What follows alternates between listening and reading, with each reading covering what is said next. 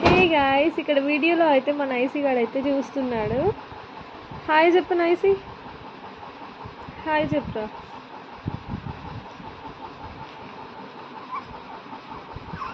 చూడవా, చూడు ఇక్కడ చూడు, స్మైల్ స్మైల్ చేయరా. చూస్తా ఉన్నాడు. సో ఇక్కడైతే మమ్మీ అయితే భరత్ ప్యాకెట్ ఓపెన్ చేసి ప్లేట్లో అయితే వేసింది.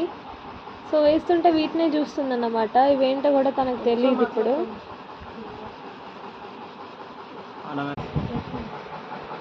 సో తిన్నైతే బర్ఫింగ్ చేపిస్తుందా.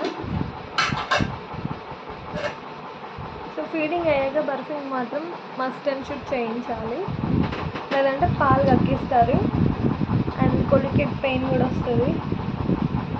నైస్ చూడరా, చూడు చూడు.